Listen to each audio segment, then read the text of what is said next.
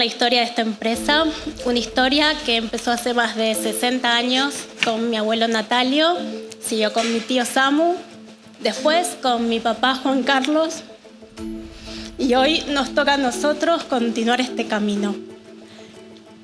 En ese recorrido nos tocó atravesar momentos muy difíciles, tanto personales como profesionales, momentos para los cuales no estábamos preparados y donde seguir adelante implica necesariamente cambiar.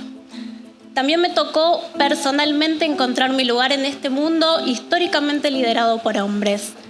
Y eso fue y sigue siendo un desafío en sí mismo. Con el tiempo entendí algo. Reinventarse no es una opción, es parte de este camino. Y creo que si hay algo que nos une a todos es que en algún momento la vida nos pide reinventarnos. Porque en algún momento la vida nos pone a prueba. Por eso hoy quisimos hacer algo distinto para disfrutar entre todos. Salir por un momento de hablar de autos y abrir una conversación sobre eso que todos vivimos alguna vez, los cambios, los desafíos y la capacidad de volver. Hoy tenemos el privilegio de escuchar a alguien que alcanzó lo más alto en su disciplina, pero que sobre todo supo atravesar momentos difíciles y volver. Una y otra vez. Y quizás por eso esta noche nos interesa conocer algo más que su carrera. Nos interesa conocer a la persona, a la gran persona. Para acompañar esta conversación nos va a ayudar a alguien que tiene una gran capacidad para escuchar, interpretar y profundizar historias. Bienvenido, Roberto Caslas. Bueno, gracias, Cisel. Un aplauso grande para Juan Martín del Potro. Para este enorme deportista, un símbolo argentino y además un ejemplo en los mejores momentos que hemos tenido de las alegrías deportivas. Sabemos que los argentinos le entregamos a ellos la responsabilidad de conducir nuestros ánimos. Y eso no es algo sencillo, porque Juan Martín le ha tocado llevar nuestras alegrías, pero nuestras frustraciones también. En cada golpe que quedaba en la red o que se iba largo, estábamos nosotros allí. Así que un aplauso para él, una admiración enorme para él.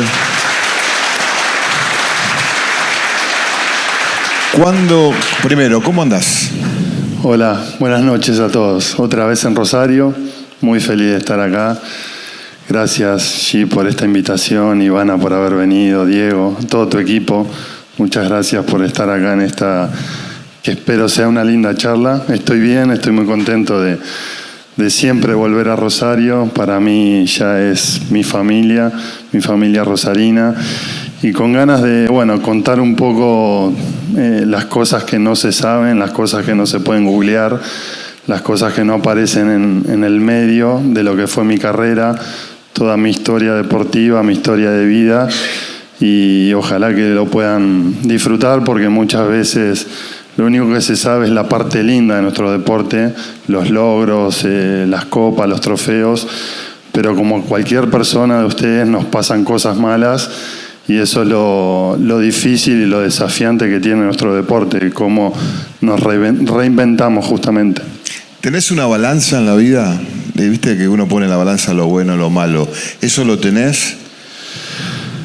No lo mido como balanza, realmente creo que fui un afortunado de hacer una carrera exitosa en un momento donde jugaron los mejores de la historia, de haber conseguido logros importantes definiendo finales contra Federer, contra Nadal, que eso obviamente le da un sabor especial.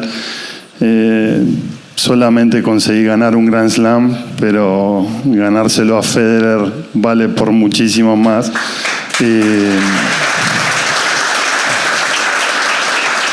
Y creo que la balanza siempre tira más por el lado lindo, las cosas buenas que me pasaron en mi carrera contra las lesiones o las cosas feas, que es lo más dramático que tiene un deportista en su carrera.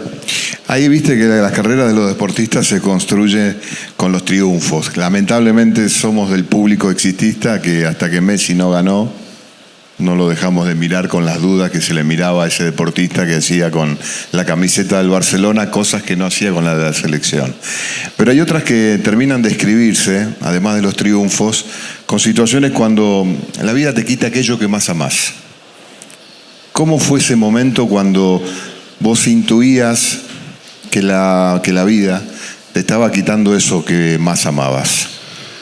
Bueno, es la parte fea y triste de un atleta.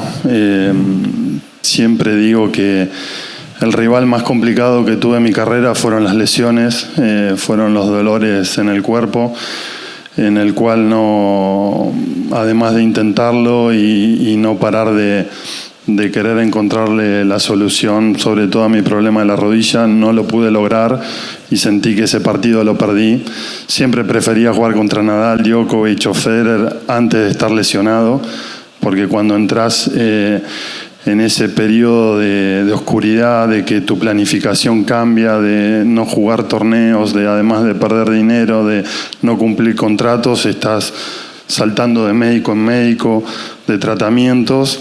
Es la peor parte que un atleta puede tener. Eso sin duda fue lo más difícil de mi carrera, pero creo que también lo pude revertir en muchísimas situaciones durante todos estos años donde me reinventaba, donde producto de una lesión aprendía un nuevo golpe en mi juego, donde debido a no poder agarrar fuerte la raqueta por mi lesión en la mano izquierda, comenzaba a jugar tácticamente diferente y todas esas cosas hicieron después un mejor jugador que pude construir, todo partiendo de algo feo que era una lesión. Y creo que la historia mía es con las lesiones incluidas y muchas veces en la calle me felicitan por el US Open, me hablan de lo lindo que fue ganar la Copa Davis o las medallas en los Juegos Olímpicos, pero muchas de las cosas que me dicen es gracias a un video que hiciste hablando de que estabas triste pero no bajaste los brazos o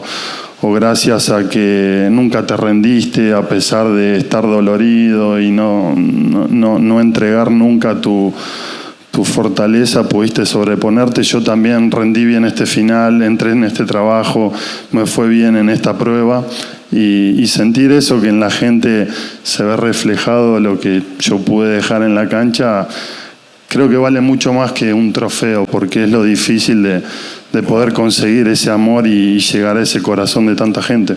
Dicen que el deporte, viste, te transmite valores y enseñanzas que es muy difícil adquirirlas en otros lugares, en otro ámbito, en otra academia, en la escuela, qué sé yo, o en el laburo, que es el esfuerzo, la disciplina, la voluntad. Te caes y le volver a levantarte una y otra vez. ¿Cómo te resultó ese tránsito en donde el deporte te entregó muchas herramientas que hoy estás aplicando, como vos decís, para subir en la escalera o en la vida cotidiana, ¿no? Yo creo que todo parte de una buena educación, de tener unos padres que te eduquen como padres y no como un futuro campeón de algo. A mí de chico me enseñaron el respeto por los mayores, el respeto por mis entrenadores, lo importante que era llegar puntual a un entrenamiento. Creo que respetar a tus compañeros, cuando todos teníamos 7, 10, 12 años, jugábamos al tenis por un hobby, salíamos del colegio y íbamos a pegarle a la raqueta sin saber qué nos esperaba en el futuro. Y así fui construyendo mis valores propios, ¿no? Un poco lo que me enseñaban en mi casa. Esto pasaba mucho en el pasado, donde los hijos iban al club y tenían maestros también en el club. Entonces te seguían educando, te seguían enseñando cosas. Y después cuando venía la mala o venía la mala racha, era mucho más fácil sobreponerme a esas adversidades porque a mí nadie me había regalado nada, porque yo sabía que todo lo había logrado en base a sacrificio, en esfuerzo de mis padres, de mis entrenadores, de mucha gente que también dedicó mucho tiempo a que yo pueda desarrollarme jugando al tenis. Entonces no sentía una presión extra, sino esto yo lo viví de chico, lo tengo que aplicar ahora y probablemente lo pueda lograr. Y así fui naturalmente haciéndolo en toda mi carrera, al haber aprendido estos valores de pequeño. después los aplicaba naturalmente y me salía ya mucho más fácil. Bueno, vos ganaste y nos diste muchas alegrías, pero también nos ofreces en esta charla esta idea de la resiliencia. ¿Cómo es la caída desde tan alto, Juan? De casi 2 metros. Claro, casi 2 metros. Eso duele. Pero bueno, no es fácil. A mí lo más difícil que me tocó en mi carrera deportiva y en mi vida fue el proceso de decir adiós al tenis, en el cual no fue una decisión mía. Yo no quería dejar de jugar. Cuando comencé con mi lesión en la rodilla, el primer médico que voy a ver me dice que en 3-4 meses iba a volver al circuito y que iba a poder pelear por los primeros puestos como lo estaba haciendo. Y sin embargo ahí comenzó toda una pesadilla que se fue tornando cada vez más complicada a nivel emocional. Lo padecí mucho durante casi 2 años y medio de salir a la calle y que la gente me pregunte: ¿compro un ticket para Wimbledon o voy al US Open? ¿O cómo estás de la pierna? ¿Cuándo volvés? Y yo poner buena cara, tener que ser agradable y amable todo el tiempo. ¿Cómo te llevabas con eso? Con esa que, digamos, no digo que tenías que simular, pero... Lamentablemente hay que hacerlo, porque cuando te convertís como en una personalidad donde sobre todo hay muchos chicos que te tienen como ejemplo, creo que es parte de nuestro trabajo, ¿no? Poner buena cara cuando te están viendo, porque yo también era chico y yo miraba los jugadores más grandes y aprendía mucho de ellos. Entonces creo que es algo que nos toca hacer, aunque duela. Después volví a mi casa y sí, lloraba y me angustiaba y tuve tiempo deprimido y pasaba hablando con los médicos. Yo hoy llevo 10 cirugías de rodilla. ¿10? Y bueno, subiendo la escalera acá venía quejándome. Y hoy no me quejo con dolor, sino me quejo desde otro lugar, porque ya puedo hablar de esto, cuando hace 2 años atrás o 3 no me sentía preparado, porque tenía mucha bronca, mucho dolor. Sentía que los médicos me habían arrebatado ese sueño de seguir jugando al tenis. Yo estaba a 3 del mundo cuando me pasa lo de la pierna y confiaba en los médicos. Y después te van soltando la mano, y cuando haces las primeras citas médicas todos tienen la solución, todos se quieren poner la cucarda de que te curan y que volvés al circuito gracias a ellos. Y cuando las cosas no van de la manera que uno piensa, poco a poco se van alejando y se van sacando esa responsabilidad. Y por eso creo que es muy importante encontrar médicos que le den prioridad al costado humano del paciente. Yo los últimos médicos que veía, llegaba y le decía: olvídate que juego al tenis, o que fui del potro, o que quiero volver a jugar, atendeme como un paciente normal. Estos son mis estudios, decime qué tengo y decime la verdad. Y bueno, no es fácil, eso fue lo más complicado de mi vida, pero sin embargo hoy, como estoy acá hablando y contando esto y sufriendo el dolor, no es algo que me imposibilite en mi vida. Ya no estoy más frenado por esta dificultad que tengo en el cuerpo. Sigo para adelante y sigo confiando que en algún momento vamos a encontrar un diagnóstico correcto, la cura para mi pierna, para que vuelva a tener calidad de vida y pueda viajar desde Buenos Aires a Rosario sin tener que extender las piernas. Pero hoy, como me ven, no lo cuento feliz, pero lo cuento y no me afecta. Hablabas de llorar y ver a una persona tan fuerte quebrarse emocionalmente por algo que no puede manejar, que es inclusive ese combo de dolores y ausencias. ¿Cuándo recordás la última lágrima que te derramó ese Juan Martín del Potro, tenista en retirada, digamos? Bueno, mira, cuando decido ya ponerle punto final a toda mi carrera, fue principio de marzo del 2024. Yo había tenido la última cirugía con la ilusión de curarme y volver al circuito, y eso no estaba sucediendo. Entonces aparecen unas personas ofreciéndome hacer un partido de despedida a fin del 2024. ¿Usaron la palabra despedida? Despedida. Y yo estaba un poco reacio a esa palabra todavía, pero la verdad es que no le encontrábamos las vueltas con los médicos. Y cuando me ofrecen eso, me empezó a dar vuelta en la cabeza. Yo hago un viaje a Miami y en el torneo de Miami me encuentro con Djokovic y en una cena le cuento de esta idea que estaba dando vueltas sobre mi cabeza y le dije, creo que presionándole un poco, de que solamente iba a jugar mi despedida si lo hacía con él. Y él me miró como diciendo, si hace 2 años no jugás, no te podés mover con la rodilla, vos estás loco. Y le digo, no, te prometo que si vos aceptás mi despedida, yo me voy a poner a entrenar, voy a bajar de peso, me voy a poner en forma y vamos a poder jugar. Y esto fue en marzo del 2024. Y me dijo, bueno, déjame 2 días, 3 días y vamos a cenar y te cuento. Y ahí tuvimos otra cena donde me acuerdo que empezó a pedir vino y yo decía que siga tomando vino, así lo agarro más flojo. Y después de la cena me dio un abrazo y me dijo, contá conmigo, voy a estar para tu despedida. La única condición es que cada 2-3 semanas me tenés que mandar un video jugando al tenis. Y yo dije, uy, ¿ahora cómo hago?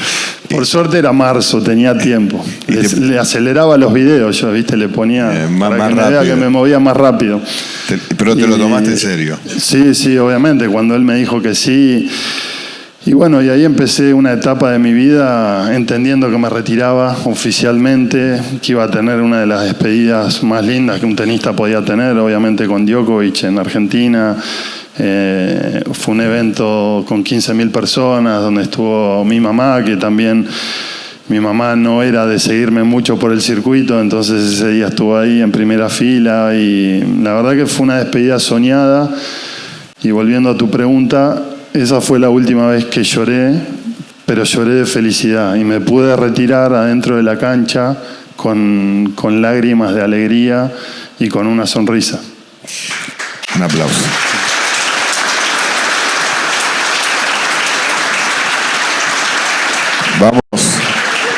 Vamos a transitar un rato largo de la charla. Están invitados al final a apuntar alguna pregunta, hacer preguntas también que vayan saliendo de esta conversación. ¿Cuándo fue la última vez que agarraste una raqueta para pegarle un poco? Hace poco. Ahora cada tanto estoy jugando alguna exhibición. Es otra de las cosas que me estoy animando, a pesar del problema de la rodilla. Ahora, si me invitan, digo, bueno, dale, voy, sabiendo mis limitaciones, pero voy y juego. Ya sí, es un evento más social, ¿no? Cuando te entrenabas para ese partido de despedida, seguramente te habrás dicho, pero estoy para un torneo más, ¿o no? Sí, algo que siempre le digo al médico es que si me curás la rodilla vuelvo a jugar. Hoy se lo digo más en tono de broma y no realmente con ganas de que me cure sí o sí. Porque la verdad que nosotros obviamente no nos olvidamos de jugar al tenis y cuando nos dan una raqueta y nos ponemos a pegarle a la pelota todavía nos acordamos un poco. Pero bueno, ya tengo casi 38 años, hoy veo cómo es el tenis actual y los jóvenes están muy fuertes, son muy rápidos y la verdad que creo que lo sufriría bastante, así que mejor verlo sentado en el sillón, tomando un vino y no sufriendo. ¿Vos recordás el momento en donde te diste cuenta que tenías el rival adentro, en la rodilla, en el dolor, en la muñeca, que no dependía de tu entrenamiento y que no era Djokovic o Nadal o Federer el rival que tenías que ganarle? Sí, lo de la rodilla para mí fue una pesadilla. Yo, producto de esa lesión, toqué lados muy oscuros de mi vida, estuve muy cerrado, la pasé muy mal durante mucho tiempo. Me costó como volver a creer un poco en mi cuerpo, en que la vida podía valer la pena y fue muy difícil. Eso realmente a mí me afectó mucho. y era algo que no dependía de mí. A mí, como conté anteriormente, las citas iniciales eran todas muy alentadoras, con un diagnóstico, con una cirugía, con un tiempo de recuperación. Y obviamente eso lo encaraba con la mayor de mis energías, y después, a medida que la cosa se iba complicando, todo se ponía cuesta arriba y los médicos me iban soltando la mano y ya empezaban a sugerir interconsultas o que vaya para otro lado u otro médico, y todo eso a mí me hacía muy mal. Y también me hacía muy mal salir a la calle teniendo que padecer todo esto. Y la fortaleza, ¿dónde sacás ahí? La fuerza. Vos te levantás todas las mañanas, tenés que caminar un par de cuadras, sabés que te vas a encontrar con diálogos que te van a obligar a caretearla. ¿De dónde se sale la fortaleza? ¿Cómo le transmitís a alguien que a lo mejor aquí en el auditorio puede haber alguien que en su proporción puede llegar a estar pasando lo mismo cuando estás ahí demolido? No, yo creo que esto de muchas veces los videos motivacionales que parecen todo de película y que después uno lo lleva a la vida real y no funciona así. Nosotros muchísimas veces no teníamos ganas de levantarnos, de ir a jugar un partido, o nos dolía el cuerpo y había que hacerlo. Hay días que toca agachar la cabeza, renegar, pero hacerlo igualmente. Creo que eso es donde uno acostumbra a levantarse esos días donde no hay ganas, donde no tenés motivación, pero sin embargo lo haces automáticamente. Creo que eso va corriendo un poco más la vara de tu nivel y vas ganándole justamente a esa autofrustración que podés tener en los días negativos, para cuando los días que estás en plenitud realmente el resultado sea diferente y sobre todo se disfrute. Algo de lo que me pasó a mí en mi carrera y pasa mucho en el mundo del tenis es que no se disfrutan las cosas. Nosotros tenemos torneos importantes todas las semanas. Salís campeón un domingo y el martes estás jugando la primera ronda de otro torneo y tal vez perdés, y ya la alegría te duró menos de 48 horas. Ahora que estamos con el clima del Mundial, el otro día cuando entraron los chicos a la cancha, el estadio gritaba "Dale, campeón", y eso pasó hace 4 años. Y en el tenis no podés disfrutar. Entonces, hoy, cuando ya acaba toda esta vida de locura, sí disfrutás todo lo que quedó en el camino, todo lo que fuimos cosechando, pero creo que vale la pena mucho también sufrir de ese proceso, pero darle el espacio al disfrute. ¿Qué te ayuda hoy, Juan? ¿Dónde te agarrás? ¿Para darte un alegrón, una alegría, para recordar que tenés un camino nuevo para construir paso a paso? Bueno, Boca no me está dando muchas alegrías, pero esto me da alegría, esto de conocer gente nueva, de poder encontrar gente que se sienta identificada con lo que fue mi vida deportiva. Hace un ratito hablábamos de también lo difícil que es en un deporte cuando vos planificás un entrenamiento, prepararte bien para un torneo, cuando decís, bueno, voy a jugar esta gira porque quiero pelear por el puesto número 1, y de repente en el ámbito de acá de ustedes, de la automotriz y de los autos, cuando planificás tantas ventas o este negocio por este lado o por este, y de repente cambian las reglas del juego, cambian los gobiernos, de la noche a la mañana tenés que reinventarte, como decía allí, tenés que replanificar todo, y creo que, bueno, ahí está la capacidad de cada uno de poder lograr eso.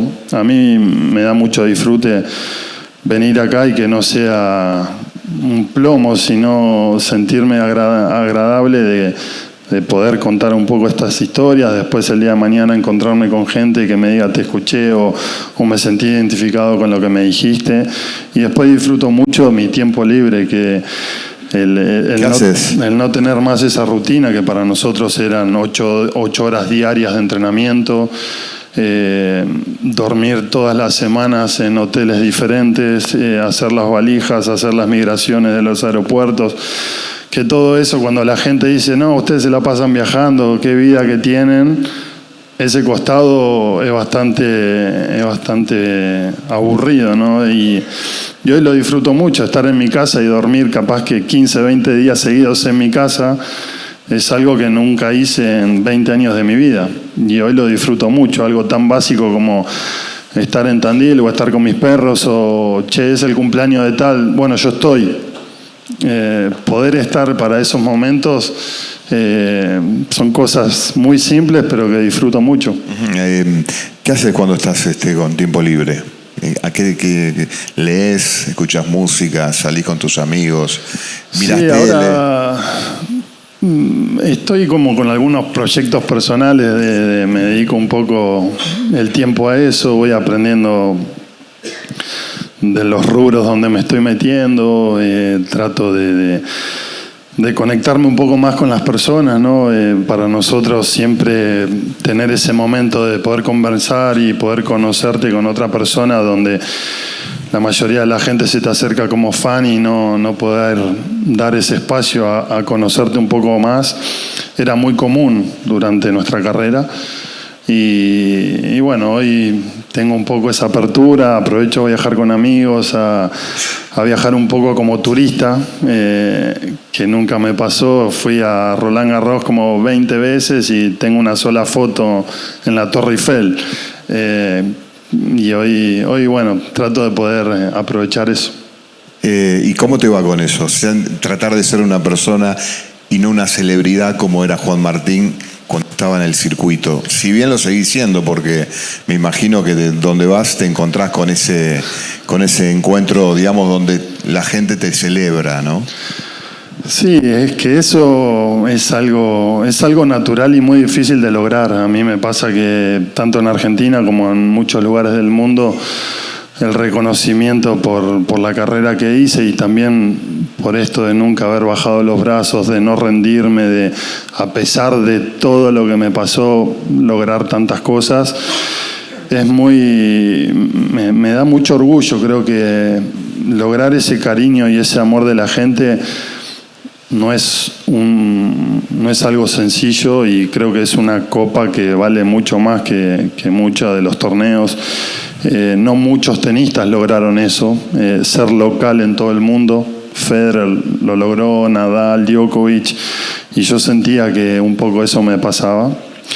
Y después al no volverme loco por las luces, cuando estaba en mi plenitud y cuando tenía un mundo de colores perfecto, al no sentir que esa vida me deslumbraba, me hace estar hoy, que estoy un poco más alejado justamente de los títulos, me hace sentir muy cómodo y muy bien. No necesito eso para andar por mi vida, lo disfruto y lo agradezco mucho, el reconocimiento, pero también disfruto mucho el ir por una vereda donde, a pesar de mi altura que me reconocen, ir más tranquilo y poder vivir como una persona más normal. ¿Qué se hace con tanto amor? Cuando la gente, porque vos sos un ídolo popular, te fue bien, muy bien con la Argentina, los éxitos y demás, pero además sos uno de los deportistas argentinos más queridos, que la gente te quiere de verdad. Tal vez nos estamos dando cuenta de por qué, ¿no? Por esto, digamos, que es por tu madera tandilense, por tus viejos, seguramente tus amigos, por las cosas que te interesan fuera del éxito deportivo. ¿Qué se hace? ¿Qué hiciste con tanto amor de la gente? Agradecer, en primer lugar. Creo que soy un afortunado en recibir todo este cariño. Mi forma de agradecer siempre fue dentro de la cancha. Hoy me toca desde este lugar haciendo estas actividades y poder compartir tiempo con las personas, donde muchos dedicaron tiempo en apoyarme o en viajar para verme. Y la verdad que es algo muy difícil, como decía, de lograr, entonces lo disfruto mucho. Creo que no somos muchos los atletas que logramos conseguir o despertar ese cariño en la gente, sobre todo en un país donde vos bien decías al comienzo de la charla, donde las ilusiones de la mayoría de las personas y las frustraciones recaen en nosotros. Muchos padres ponen sus ilusiones en sus hijos para que puedan cumplir los sueños por los padres y por lo de los hijos, y eso genera una presión extra Creo que nosotros de este lugar tenemos que tratar de dar esos mensajes donde ese chico o ese niño sea niño. A mí me tocó vivir un poco de eso por mi potencial tenístico, no por una presión de mis padres, pero yo lo veo mucho, donde hay esos padres que presionan por demás a sus hijos por unas cuestiones más de ellos que no pudieron resolver en sus vidas, que por acompañar a que su hijo sea feliz haciendo un deporte. Y para mí eso es importante, porque después la vida te puede llevar para cualquier camino, ¿no? A mí casi que me pasa cuando gano el US Open, a los pocos meses me rompí la muñeca y yo sentí que no volvía a jugar nunca más al tenis. Y mi mamá me decía, por suerte terminaste el colegio, podés ir a estudiar. A mí siempre me gustó la arquitectura. ¿Y no se te pasó por la cabeza ahora, por ejemplo? No, pero mi vieja estaba chocha. Mamá estaba, bueno, ¿en qué universidad puedes ir? Te anotás y tenés tu título. Y ella siempre fue de las que me hizo estudiar. Me dijo, jugá al tenis, entrená todo lo que quieras, pero después llegás a casa y te pones a estudiar. Y bueno, cuando me tocó vivir esa situación, le di la razón porque tenía los estudios completos y bueno, hoy tengo la oportunidad de estudiar si quiero. Hay algo, yo estoy seguro que todos tienen celulares aquí en el bolsillo, en la cartera. Yo te lo tengo acá arriba como un apéndice laboral. En el año 98, 99 vos tenías 10 años. Bueno, naciste en 88. 88. No había celular. No había algunas consolas de juego y demás. Y los chicos, me imagino, en Tandil, pero acá en Rosario o en cualquier otro lugar del mundo, los chicos jugaban en los lugares, mirándose con sus coincidencias y sus diferencias.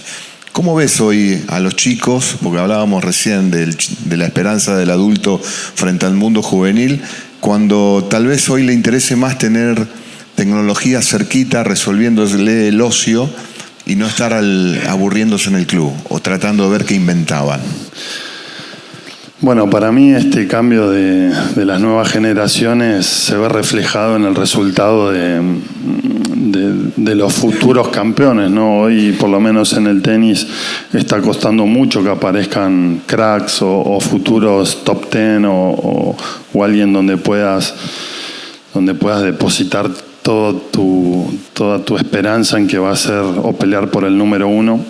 Yo creo que es producto de que las nuevas generaciones se entretienen con otras cosas y que porque también ya no se enseña como me enseñaban a mí, que antes el tener un entrenador estricto no estaba mal visto, sino todo lo contrario, un entrenador donde te podía retar, te podía gritar, te podía decir las cosas que de chico no te gustaba que te digan, eso no estaba mal visto.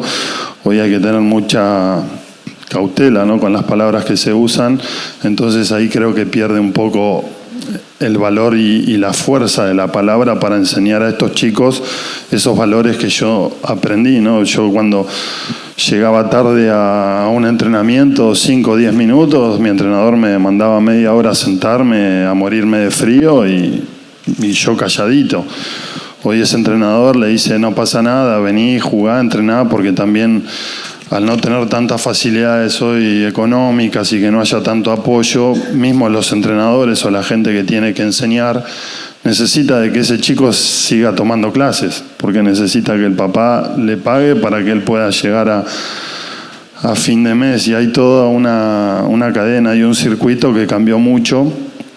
Yo creo que el método ideal uno lo va aprendiendo con el correr del tiempo y del proceso, pero creo que un buen mix entre lo que era la enseñanza de los años anteriores con ayornarse un poco a la actualidad y a la tecnología que hoy los chicos requieren, podría ser una buena combinación para crear futuros campeones. Mira, uno dice que una de las teorías del momento, que los países que van a producir deportistas de elite son países en donde hay menor accesibilidad a la tecnología, justamente por eso, por el ocio. ¿Ves tenis? Si juega Djokovic, ¿lo ves? Lo veo. ¿Y qué te pasa cuando ves tenis? No, ahora ya nada. Ahora nada. Hasta hace un tiempo... ¿Te molestaba? Me molestaba, me daban ganas de estar ahí. A veces extraño, sí, cuando lo veo a Djokovic o la final de Roland Garros, esos partidos donde había mucha adrenalina, donde conectabas mucho con la gente y te hacían sentir un guerrero. Eso sí extraño. Pero la verdad es que la vida del tenista con esas 8 horas de entrenamiento, con las dietas, con la recuperación, con los vuelos, con el perderte fechas importantes familiares, con no tomar alcohol, la comida que siempre tiene que ser perfecta, eso no lo extraño nada. Y justamente son cosas de las que disfruto mucho hoy. Yo te he escuchado decir que en algún momento contabilizaste las inyecciones que la experiencia médica te obligaba, para insensibilizar tendones, para que no sentir dolores, para ver qué pasaba. Hay una anécdota que contás muy compleja, es que lo hacían sin ningún tipo de anestesia. Sí. O sea, el médico quería experimentar con tu dolor. Esta idea de meterte una aguja, que vos sientas dolor y ver cuándo dejabas de sentirlo, y a veces no lo dejabas de sentir en ningún momento del proceso. Es así, ¿no? Estoy explicándolo bien, ¿no? Sí, era como una prueba diagnóstica, ¿no?, que me hacían justamente sin anestesia para ver si esas inyecciones iban como a los tejidos indicados de la lesión, entonces ellos podían tener algún tipo de indicio de la lesión u origen del dolor, pero eso fue a lo largo de 4 o 5 años, además de las 10 cirugías, y cuando llegaba a ese punto era lo que hablaba cuando el doctor ya te va soltando la mano. Cuando esa primera cita que me decía te opero y volvés a jugar en 3-4 meses, el final de la cita con ese médico era vení que probamos acá y vemos. Y yo salía casi con muletas, totalmente decepcionado, muy triste, y el médico atendía al siguiente paciente. Y ahí... ¿Te peleaste con la medicina, con los médicos? Suponete. No estoy peleado, pero... Soy médico. Aprendí... ¿Me tratás bien o me tratás mal? Depende de la especialista que tenga, pero... Soy especialista en rodillas. Si sos traumatólogo de rodillas, te debato acá mano a mano. Porque aprendí mucho de anatomía, de rodillas, o sea que si me decís cualquier cosa, te voy a agarrar ahí, pero no, también encontré médicos muy humanos donde me acompañaron mucho mi dolor y mucho todo mi proceso, y eso lo valoro, creo que es muy importante. Y por eso puedo decir esto, porque es mi caso y es mi experiencia propia, donde no sé si acá hay algún médico en la sala, pero traten de no perder ese costado humano cuando tienen un paciente en estado de desesperación por un problema de salud.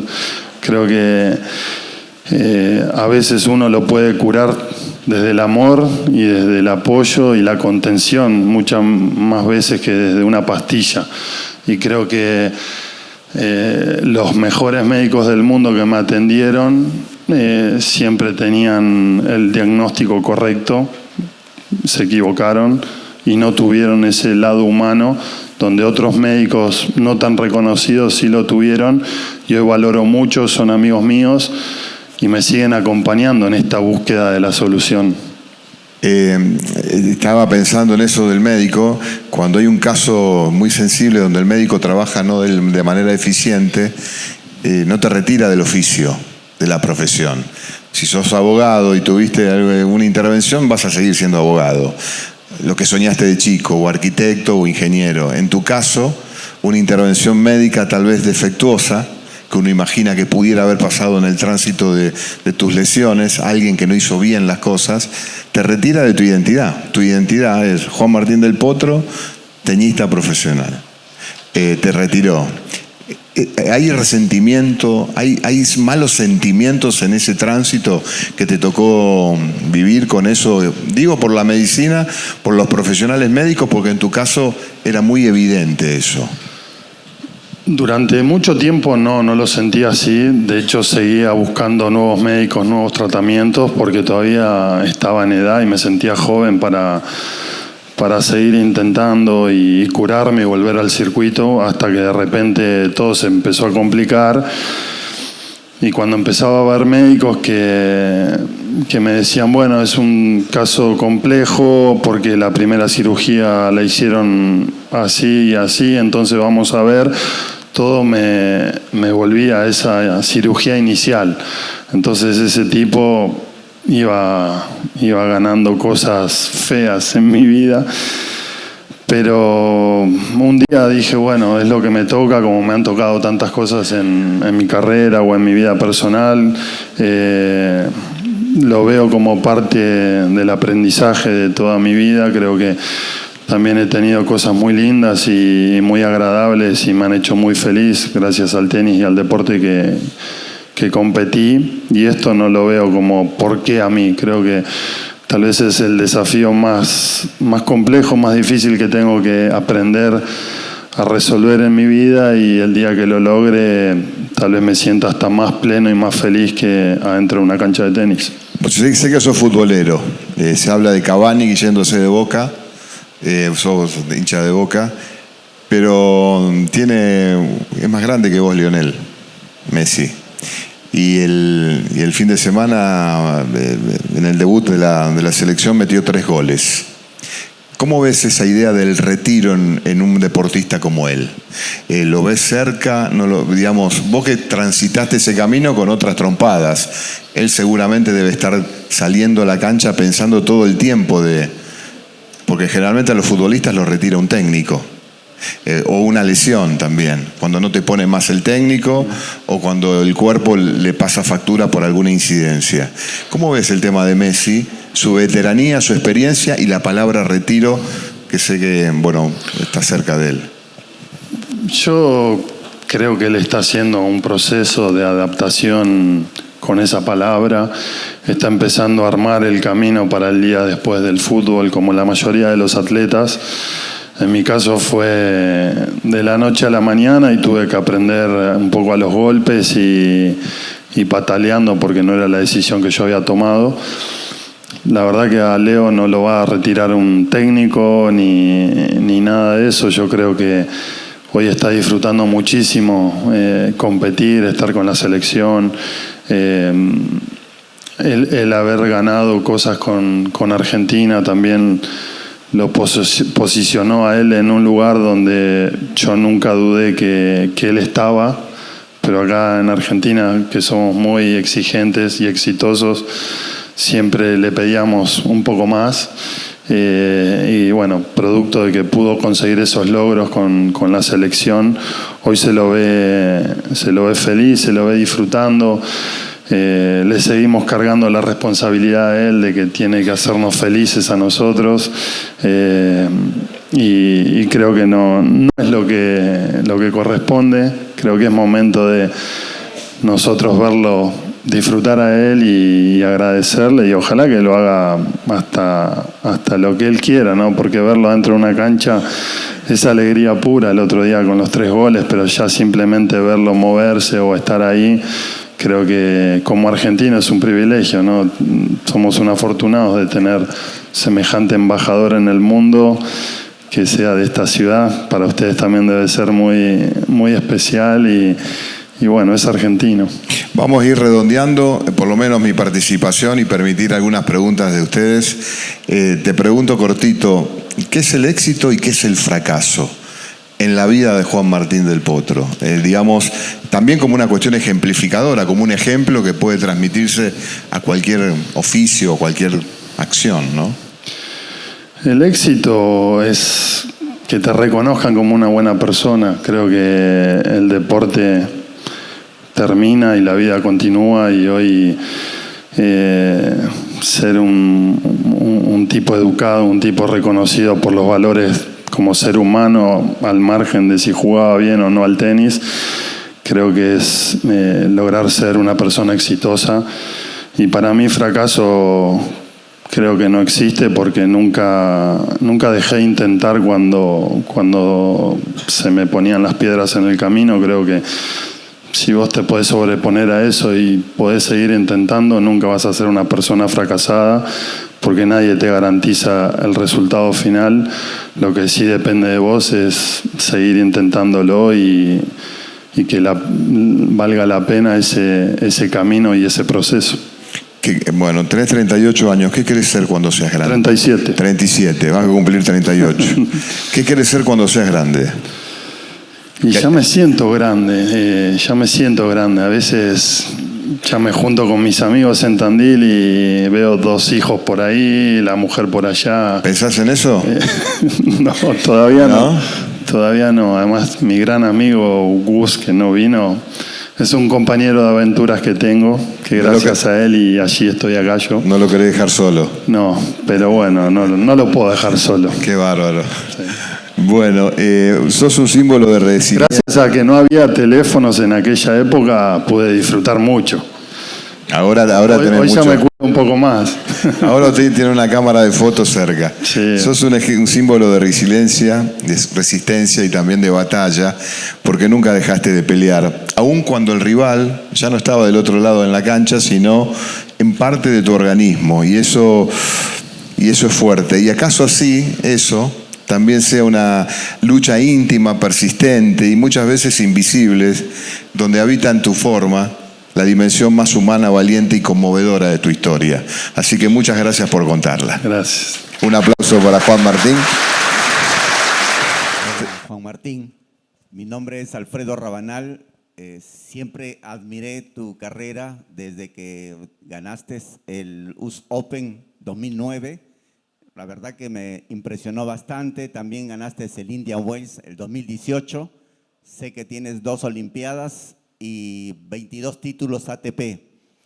Siempre admiré a través de tu carrera cómo te caíste varias veces, digamos, en tu salud, producto de, primero, tu lesión de la mano izquierda. Pudiste reinventarte y cambiar tu estilo, dándole más impulso a tu mano derecha.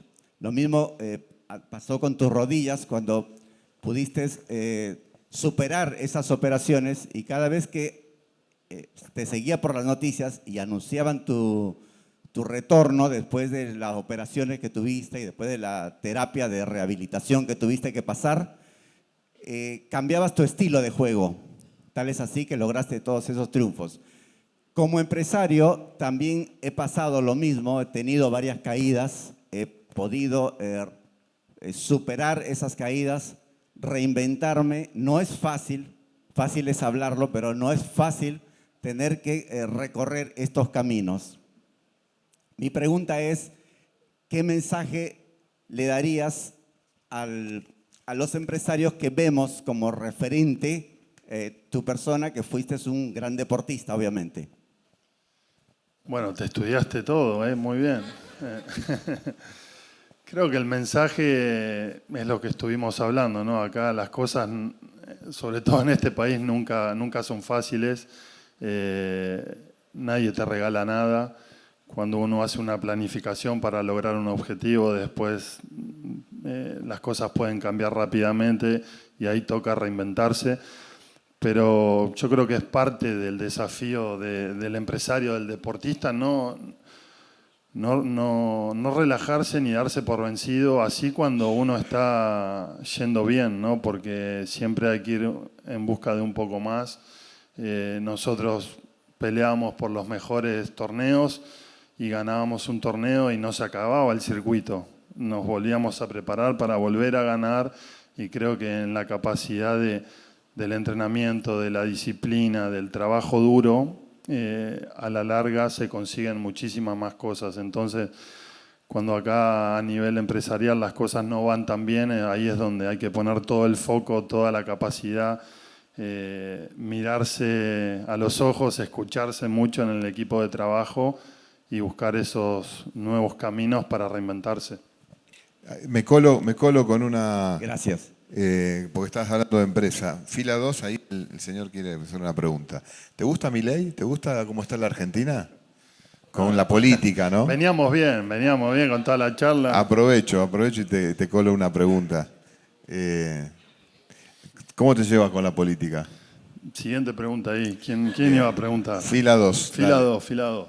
Primero, ¿qué tal? Buenas noches. Primero agradecerte por la charla y tuvimos la suerte de muchos haberte visto jugar al tenis y ganar cosas importantes, así que felicitaciones. Quería aprovechar, te escuché, la charla, estuviste hablando de resiliencia, pero sobre el final de tu carrera, sobre los momentos difíciles, las lesiones, el pensar en el retiro. Justamente hoy me mandaron una foto tuya con un par de ex colegas tuyos de chico. Me gustaría saber si en el comienzo de tu carrera, qué tan difícil fue, si tuviste momentos con ganas de dejar el tenis, si tuviste en esos momentos también momentos de resiliencia. Sí, sobre todo el proceso de crecimiento, ¿no? En los 14, 15, 16 años, donde yo ya tenía mucha expectativa puesta sobre mis hombros, tenía buenos contratos, la gente del tenis mundial me veía con ojos de un futuro campeón, y yo a esa edad lo único que quería era volver a Tandil y estar con mis compañeros del colegio y compartir las cosas de un chico de 14 años. Hubo un momento donde dejé de jugar como 4 o 5 meses porque no soportaba esa vida que me estaban imponiendo, y volví a mi casa, volví a estudiar, volví a compartir. Sufría mucho perderme los cumpleaños, o a veces volvía de mis giras y estaba en Tandil y ni siquiera me invitaban a los programas porque como no estaba nunca ya me dejaban de lado, y eso la verdad que como un adolescente fue muy feo. Pero bueno, creo que es parte de todo el proceso de desarrollo de cualquier deportista de alto rendimiento, donde si uno puede soportar esas cosas que son duras cuando uno es chico, después no hay casi nada que te pueda afectar, porque la verdad que todas esas cosas que tuve que dejar de lado, después las disfruté con ellos, cuando ya los podía invitar a que me acompañen en los torneos, cuando les pude mostrar lo que era mi vida. Aunque me dejaban de lado de los cumpleaños, yo los invitaba a los torneos y pudimos disfrutar mucho tiempo juntos. Bien, ¿alguna otra pregunta por allí? El auditorio, ahí tenemos el micrófono. Sí, primera fila, aquí. Bueno, Juan Martín, primero que nada, felicitaciones. Gracias por acompañar a la marca, gracias a Giselle por acercarte a la marca, estamos muy orgullosos de esto. Y bueno, yo te conocí hace algunos meses, justamente aquí. La verdad es que generaste mucha admiración con el deporte y con tu calidad en el deporte. Creo que generaste mucha admiración con la resiliencia, pero lo que yo descubrí desde que te conocí es que la gente cuando te conoce personalmente se queda boquiabierta de tu calidad humana. Me impresiona la admiración que genera en la gente esto que sos como persona. O sea, la gente dice, no puede ser, es divino, es tan agradable, es tan cálido, es tan humano. ¿Sos consciente de eso, que esto es como una tercera oleada de admiración? La del deporte, la de la resiliencia, de todo lo que pasaste y cómo lo sobrellevaste con tanta fortaleza, pero que hoy generás una admiración increíble desde lo que sos humanamente. ¿Sos consciente? Y si es así, ¿cómo lo vivís? ¿Qué te genera? Bueno, gracias Ivana por tus palabras tan lindas. A mí me da mucho orgullo y creo que a mis padres también le dará mucho orgullo, ¿no? Que vean a su hijo andar por el mundo y que sea, como dije, un tipo educado y que sea agradable para compartir con las personas. Yo admiro muchísimo a ustedes dos, ya que están ahí juntas, dos mujeres con todo el power para una industria, como decía allí, de hombres, y que puedan llevar adelante esto como lo hacen, que me hayan dado el espacio de acompañarlas. Siempre busco lo mejor para mi imagen, para mis vínculos, y estar con BM y con Natalio creo que eso lo representa al máximo. Y creo ese es el mejor trofeo que yo pude ganar a lo largo de toda mi carrera. El reconocimiento de la gente, las palabras lindas y te aseguro que me voy a dormir feliz cuando me pasan estas cosas, mucho más feliz que cuando ganaba un torneo, porque eso ya quedó en el pasado, pero la vida está comenzando ahora para mí y puedo andar libremente por la calle teniendo estas lindas palabras y es muy reconfortante. Esto es muy fuerte, un aplauso le pido. La vida está comenzando para mí. Es una frase fuerte, la vida está comenzando para mí. El renacimiento. ¿Te sentís como que estás renaciendo? Sí, bueno, nuestra vida de tenista es un mundo muy, muy alocado, muy perfecto, donde todo es color de rosas, ¿no? Nos atienden como reyes.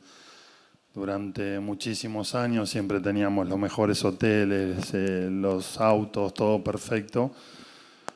Pero esa película terminó y comienza la vida, lo que yo digo, la vida real, ¿no? La vida de los problemas reales de una persona normal, las responsabilidades de enfrentar las complicaciones de la diaria y de ir madurando también como persona, de ponerme cada vez más grande, de tener que ocuparme de otras obligaciones.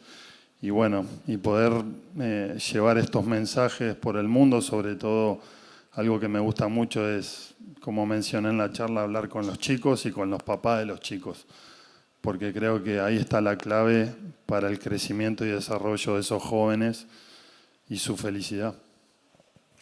Bien, ¿alguna pregunta más aquí? Allá, fila 4 del sector derecho sería, pegadito de la pared. Hola Juan. Hola. Hola Juan, Sebastián. Gracias por venir. Felicitaciones por todo lo que lograste. Sos un genio. Y te quiero preguntar dos cositas. Primero, ¿qué papel juega la pasión en tu vida? ¿Cómo crees que afecta eso en todo tu desarrollo? Y segundo, si entras en un Mini Cooper con ese cuerpo. Lo segundo no, eso seguro. Pero creo que la pasión es el motor de cualquier cosa que hagas en tu vida, ¿no? Si uno no siente la pasión por el desafío, por el desarrollo, por el crecimiento, creo que la batalla ya está perdida. A veces que esa pasión no se siente internamente, pero sabes que la tenés. Y es como hablaba al principio, son esos días donde no te querés levantar de la cama o ves todo negro, o vos decís, hoy no voy a vender, o mi trabajo me está yendo mal, pero sin embargo hay que levantarse y encarar esos días, porque la pasión en algún lugar de tu cuerpo la tenés. Creo que eso es lo que te va a hacer saltar de la cama, lo que te va a hacer atravesar esos días horribles y el día que no se sienta esa pasión, creo que ya está. Yo, por mi lesión, tuve que dejar de jugar al tenis. Seguía sintiendo la pasión por el deporte y por lo que amaba, hasta que un día me nombraron la palabra despedida. Esa pasión se me fue apagando. Pude cerrar el vínculo y mi ciclo con el tenis y decir, bueno, todo lo que hice, lo hice con mucha pasión. ¿Y crees que eso lo puedes trasladar ahora a lo que sigue? ¿A otro negocio, a otro tipo? Sí, sin duda. Esta charla la estoy haciendo con mucha pasión. Estaba muy ilusionado de venir acá, de poder contar parte de mi vida, contar mis historias, que nada de esto uno lo cuenta en una entrevista o en un medio de comunicación. Entonces creo que era una linda oportunidad para contar algunas intimidades. Pero cualquier negocio que encare en mi vida o que toda la gente que está acá encare o se proponga, si uno no tiene pasión, creo que no hay que ni intentarlo. Entonces, realmente, cuando se proponen los desafíos en la mesa, hay que preguntarse si es lo que uno quiere y si realmente lo apasiona eso para ir por todo. La pasión es el drive. El buen drive. El buen drive. Bueno, ¿alguna pregunta más? Yo sé que Giselle quería preguntar, pero antes de allí, ¿hay alguien allí? Allí atrás, por favor. Perdón. Hola, Juan. Gracias. Te quiero hacer una pregunta simple. No, ni siquiera es una pregunta. ¿Qué le dirías al Juan Martín del 2009? ¿Fue el US Open? ¿El US Open? Sí. Sí, 2009. Bueno, eso, nada más. ¿Qué le dirías al Juan Martín del 2009 o de esa época? Bueno, gracias porque a ese Juan Martín fue uno de los días más felices de mi vida. Hay videos míos cuando tenía 8 o 9 años diciendo que mi sueño era ganar el US Open y lo pude conseguir. Y haberle ganado a Federer en la final lo hizo mucho más colorido también. Me acuerdo que en esa época no existían los teléfonos y tuve una fiesta espectacular de festejo. Bueno, para vos dijiste que acá hay cosas que no se van a googlear. No, ¿Cómo fue esa fiesta? No, bueno, no voy a contar tampoco. Pero ese día, imagínate, era el campeón.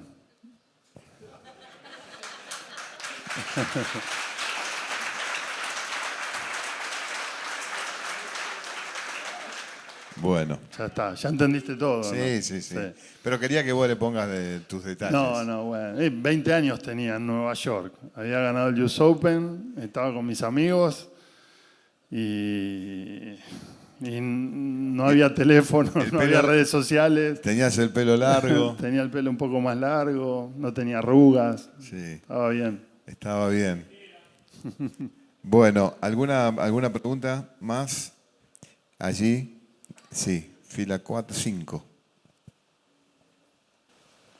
Hola Juan Martín, buenas noches. Yo te quiero preguntar qué peso le pones a la fortaleza mental sobre el entrenamiento en un partido, por supuesto, o en competencia, y a la preparación física. ¿Qué tal? La mentalidad y nuestro desarrollo psicológico es lo que hace la diferencia en nuestro nivel. Muchas veces se da que el número 100 del mundo le gana al 5, al 4, al 3. Eso significa que tenísticamente todos son muy buenos, pero la gran diferencia con los tops y el resto es que ellos pueden mantener un nivel de concentración, un nivel de enfoque durante no solo un torneo, sino durante todo un año. Eso lo hacen mucho más profesional y ahí te hacen la diferencia. Creo que trabajar mentalmente no es solo un ejercicio de visualización o hacer terapia, sino uno trabaja la mentalidad y la fortaleza de sentir tu cuerpo preparado y fuerte cuando no tenés ganas de entrenar o cuando tenés que tirar 10 pelotas para un lado y en vez de tirar 10 tiras 15 y cuando hace frío hay que ir a entrenar más y cuando llueve en vez de quedarte en tu casa descansando vas y buscas otra alternativa. Todo eso te va preparando mentalmente. Entonces, creo yo que es algo que tienen los sudamericanos contra el resto del mundo. Porque nosotros, al no tener las posibilidades económicas, la infraestructura que tienen otros países de primer mundo, todo eso lo suplementamos con nuestro amor propio, con nuestra fortaleza mental, con nuestro corazón. Y por eso logramos cosas increíbles contra las mejores potencias del mundo. Gracias. Bien. Allí, fila 7, atrás un poquito más. ¿Qué tal, Juan Martín? Bueno, un orgullo para todos nosotros que estés acá en Rosario. Y hacerte una pregunta muy particular. El tenis es un deporte muy individualista. ¿Cómo te llevaste con las amistades? ¿Cómo lograste hacer amistades ahí adentro? ¿Quiénes fueron tus amigos más cercanos? ¿Y por qué, no? Sí, mira, en el tenis lograr amistades genuinas, cercanas, como pueden ser mis amigos de Tandil, no ocurre mucho, porque nosotros peleamos por la misma copa, por los mismos logros, por entrar en la historia. Cada uno tiene su equipo de trabajo, compartís tu día a día con tu gente y no con tu rival. Lo que sí había es mucha admiración y respeto con Federer, Djokovic, Rafa, Gael Monfils, otros jugadores también, Andy Murray. Pero era respeto, no amistad. Y lo que nos pasa cuando ya vamos dejando de jugar, que ese respeto se va convirtiendo en una amistad y en una relación más cercana. A mí me pasó con Djokovic, cuando yo ya estaba dejando de jugar y él sigue jugando, nos acercamos mucho más, a tal punto que vino a mi despedida. Hoy es el día que hablamos, no te digo a diario, pero hablamos muy seguido con Federer, con Andy Murray, que crecí con él toda mi carrera y teníamos mucha rivalidad. Nos acercamos mucho producto de las lesiones y dejamos nuestros egos de lado o nuestras carreras para hablar de humano a mano por un tema de salud y aconsejarnos y recomendarnos tratamientos médicos, pero todo eso tengo que decirte que se da cuando ya el tenis va quedando de lado. Cuando estás en la competencia no hay amistades. ¿Quién fue el peor? ¿El peor de qué? En el vestuario, el peor con vos, el que peor te trató. No, es que era muy alto, no se animaban a tratarme mal. No, pero tuve muy buena relación con todos. Por ahí tenía un poquito más de confianza y al principio, con 20 y pico de años, yo lo veía a Federer y no me animaba ni a saludarlo. Imagínate cuando le gané el US Open, el tipo me quería matar. Pero como te digo, para mí toda mi carrera estar en los vestuarios y yo cambiarme en esta silla y verlo a Federer cambiarse ahí, o a Rafa y ver cómo se preparaban y la vincha y la raqueta, todo eso era un aprendizaje y además... no voy a mentir, era como una experiencia espectacular para mí, para un amante del tenis y un competidor, ¿no? Tener a los mejores de la historia tan cerquita mío, hasta que, bueno, fui perdiendo un poco ese respeto deportivo y cuando entraba a la cancha ya lo veía como un rival como cualquier otro y a partir de romper esa barrera fue cuando les empecé a ganar. ¿Sí? ¿Estás por ahí? La pregunta final es tuya. Es una pregunta, reflexión, lo que quieras. Bueno, muy difícil porque me dejó la vara muy alta, Juan. Hay algo que después de escucharte me gustaría decirte y que tenés que tener la seguridad que ganaste el partido más difícil, que es el de la vida. Creo que nos hiciste emocionar a todos. Te lo digo muchas veces, es un placer escucharte.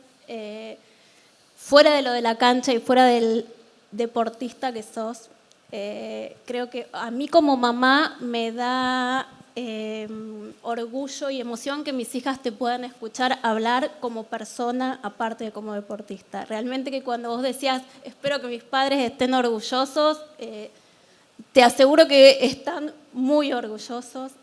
Sos una persona increíble. Creo que es muy valorable esto de lo que transmitís.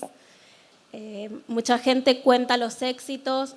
Vos abrís el corazón y contás cosas que tanto a nivel personal como a las empresas, como a todos nos pasan, pero que no es tan fácil compartir. Los miedos, las inseguridades y por todo lo que viviste. Así que de verdad, creo esto, que ganaste el partido más difícil. Estamos todos acá orgullosos de vos.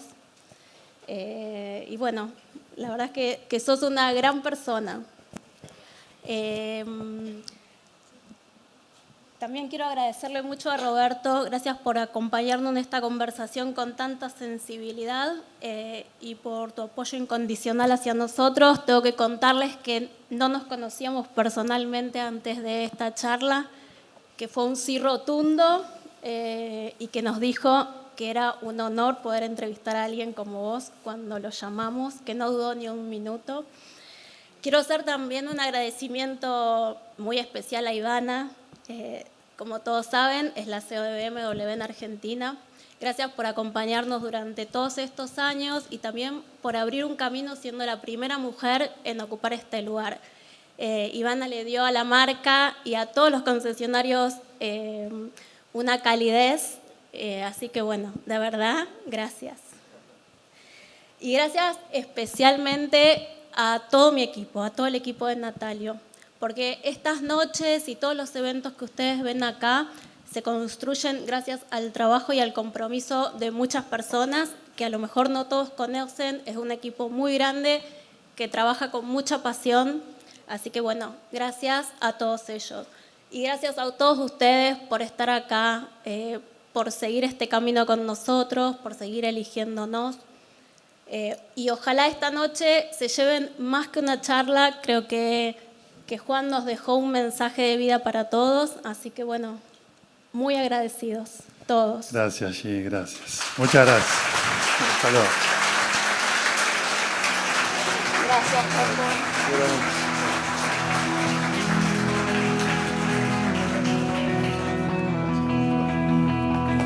Bueno, gracias por venir con este día lluvioso. Espero que les haya gustado un poco la conversación, que se lleven algo de mi historia, y lo conté con mucho amor, con mucha alegría, y seguro que nos vamos a ver pronto, ¿no, G? Para alguna otra cosita. En 2 meses, 3 meses a más Acá tardar. de nuevo en Rosario, ya conozco todo el barrio, conozco todo.